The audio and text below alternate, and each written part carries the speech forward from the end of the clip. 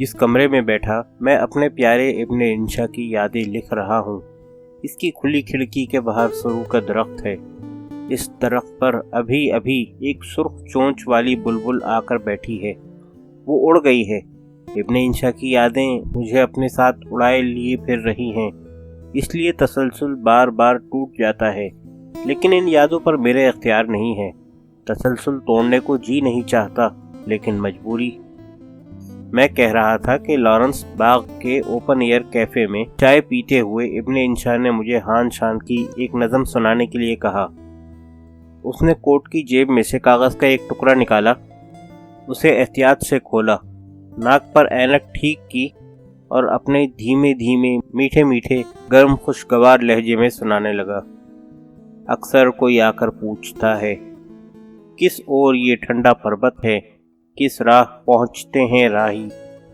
इस पर्वत की कोई राह नहीं, गर्मी के दिनों में भी इसकी कभी बर्फ पिघलती नहीं देखी।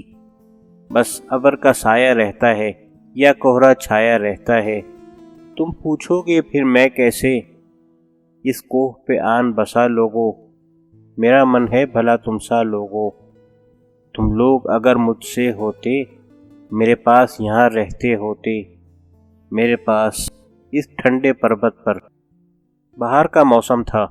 लॉरेंस बाग के दरख्तों में फूलों की खुशबुएं उड़ रही थीं। इस ज़माने में खाल खाल लोग बागों में जाया करते थे। बड़ा सुकून था। पहाड़ी पर एक तोता बोल रहा था। सामने मस्जिद के पिछवाड़े लौकाटों के पेड़ थे। उनके ऊपर से चिड़ियों का एक झुंड उड़कर हमारे सरों के ऊपर से गुजर गया। इब्न इंशा ने आंखें उठाकर चिड़ियों के उड़ते झुंड को देखा और पूछा, कैसी नज़म है। मैं उसे क्या बताता कि नज़म कैसी थी। मैं तो इब्न इंशा को देख रहा था, जो खुद उस नज़म में ढल गया था। एक धीमा धीमा दर्द सा था, रोमांटिक कैथारसिस था जो उसकी आंखों में सुलग रहा था। हल्की हल्की आंच सी थी जिसने उसके रुखसारों को टिमटिमा दिया था। मुझे भगत कबीर का दोहा याद आ रहा था, लाली मेरे लाल की जुत उत देखूं लाल, लाली देखन मैं गई, मैं भी हो गई लाल। उस वक्त इब्न इंशा मुझे चीनी शायर हान शान लग रहा था, जिसने चीनी नज़म का उर्दू में तर्जुमा नहीं किया, बल्कि वो नज़म चीनी ज़बान में खुद लिखी थी। ये मीरा जी और नादिर काकोरवी के तर्जुमों की रिवायत थी, जिसे मैं इब्न इंशा के शेरी तर्जुमे में देख रहा था, महसूस कर रहा था। मुझे यूं महसूस हो रहा था जैसे मैंने कोई चीनी नज़म सुनी नहीं, बल्कि वो खुद मेरे दिल पर उतरी है। मैंने खुद वो नज़म कही है। हल्के हल्के दर्द का ये घेराव और कैथारसिस का ये सुलगाव इब्न इंशा का शेरी मिजाज था। इस मैदान में वो हम असर तरक्की पसंद शायरों से बिल्कुल अलग था। कभी कभी उसकी शायरी पर रुजत पसंदी और रोमानवियत की उंगलियां भी उठाई गईं।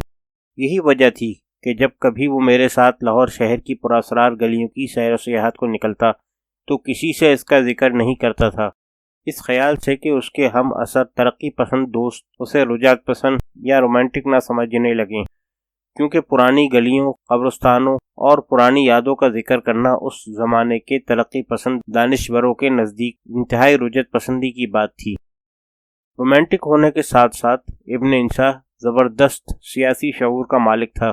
उसे चिल्ली से लेकर चीन तक की तमाम सियासी और अदबी तहरीकों की पूरी खबर होती थी। उसे पूरी तफसील के साथ इल्म होता था कि किस मुल्क में कौन सी मजदूर तहरीक, किसान तहरीक और सियासी तहरीक जोरों पर है और कहाँ कहाँ बैठा कौन कौन नई तहरीकों के बारे में लिख रहा है। इब्न इंशा की वजह से ये जरासीम मेरे अंदर भी पैदा होना शुरू हो गए थे। मैंने बड़ी मुश्किल से इनसे पीछा छुड़ाया, लेकिन इब्न इंशा इंतहाई गहरा रोमांटिक होने के बावजूद शदीद किस्म का तरक्की पसंद भी था। मेरा ख्याल है कि इस तरक्की पसंदी के जरासीम फेलूर से अपने साथ लेकर चला था, जबकि मैं अमृतसर से सिवाय कंपनी बाग की खुशबुओं के और कुछ भी साथ नहीं लाया था। खुदा का शुक्र है कि इब्न इंशा ने अपने गांव के दरख्तों पर बोलने वाले तोतों को याद रखा था। चुनाचे मैंने जब इब्न इंशा को कंपनी बाग के दरख्तों से मिलवाया तो उसने अपने गांव के तोते लाकर उन पर बिठा दिए और यूं जिंदगी के कंपनी बाग में हम हाथ में हाथ डाले सैर करने लगे। ایک روز ہم دوسرے دوستوں کے ساتھ سویرا کے میکلوڈ روڈ والے دفتر میں بیٹھے تھے۔ عبد المجید بھٹی اپنی کوئی تازہ نظم سنا رہے تھے جسے چودھری نذیر بڑے غور سے سن رہے تھے، کیونکہ انہیں یہ نظم سویرا میں شائع کرنی تھی۔ جب کبھی ہمیں اندرون شہر کی سیر کے رجعت پسند سفر پر احباب کی محفل سے اٹھ کر جانا ہوتا تو ہم ایک دوسرے کو خاص اشارہ کیا کرتے تھے۔ ابن انشا نے بائیں ہاتھ کی انگلی دائیں ابرو کے اوپر 2-3 بار لگا کر مجھے اشارہ کیا کہ چلو دوست، اندرون شہر مٹر گشت کو نکلیں۔ میں آوارہ گردی کے لیے ہر وقت تیار رہتا تھا، اور خاص طور پر اس وقت تو بہت زیادہ تیار ہوتا جب کوئی شاعر نظم سنا رہا ہو اور چودھری نذیر غور سے سن رہے ہوں۔ پہلے میں اٹھ کر نیچے آ گیا۔ تھوڑی دیر بعد ابن انشا بھی سیڑھیاں اترتا بازار میں آ گیا۔ وہ یوں خوشی سے لال ہو رہا تھا جیسے کسی بچے کو اسکول سے اچانک چھٹی مل گئی ہو۔ ہم دیال سنگھ کالج کے آگے سے گزر کر گوال منڈی کی گلیوں میں داخل ہو گئے۔ ابن انشا نے میرے کندھے پر ہاتھ رکھ کر کہا، ویسے اے حمید، تمہیں بھٹی صاحب کی نظمیں غور سے سننی چاہیے۔ نظمیں نہیں سنو گے تو تمہارا سیاسی شعور بالغ کیسے ہوگا؟ میں نے ابن انشا کی پیٹھ پر زور سے مکہ مارتے ہوئے کہا، تمہارے سیاسی شعور کی ایسی کی تیسی۔ موچی دروازے میں داخل ہوتے ہی ابن انشا نے اپنی جیب مونگ پھلی اور ریوڑیوں سے بھر لی۔ تم بھی اپنی جیب بھر لو کمینے، میں تمہیں ایک بھی مونگ پھلی یا ریوڑی نہیں دوں گا۔ لیکن سارا راستہ وہ مجھے اپنی جیب سے مونگ پھلی ریوڑیاں کھلاتا رہا۔ ہم شہر کے گنجان علاقے کی ایک نیم روشن چھتی ہوئی گلی میں سے گزر رہے تھے کہ ناگاہ ایک پرانی مسجد کا دروازہ نظر آیا۔ یار، یہ تو مجھے الف لیلہ کے بغداد کی کوئی مسجد معلوم ہوتی ہے، اس کے اندر چلنا چاہیے۔ ہم جوتے اتار کر مسجد میں داخل ہو گئے۔ شاید سلاطین کے دور کی مسجد تھی۔ دیواروں پر رنگین پھولوں کے نقش اکھڑ رہے تھے۔ بیچ میں ایک حوض تھا جس کے سبز پانی میں مچھلیاں تیر رہی تھیں۔ محرابوں میں نمدے اوپر کو لپٹے ہوئے تھے۔ بڑی پرانی اور ٹھنڈی ٹھنڈی پرسکون مسجد تھی۔ ابن انشا بار بار پیچھے دروازے کی طرف دیکھ رہا تھا۔ میں نے پوچھا کہ وہ مڑ کر کیا دیکھتا ہے۔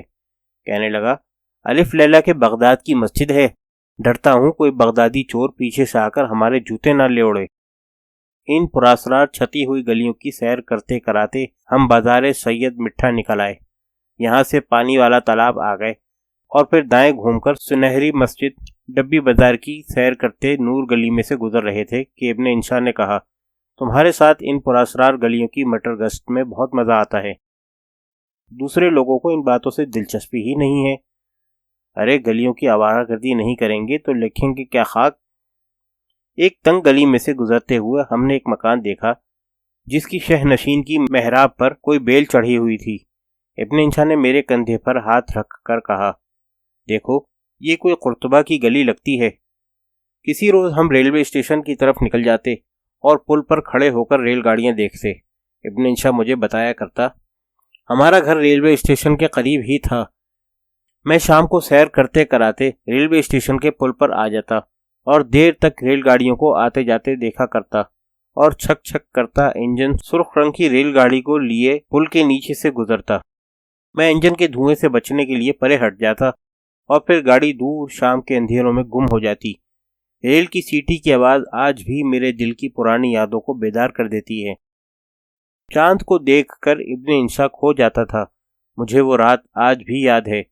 شاید ہم پاک ٹی ہاؤس سے واپس ایوٹ روڈ کی طرف آ رہے تھے کہ میکلوڈ کے چوک میں پہنچ کر ہم نے گول گول پراسرار کچھ زرد کچھ سرخ چاند کو شملہ پہاڑی کی جانب سے طلوع ہوتے دیکھا۔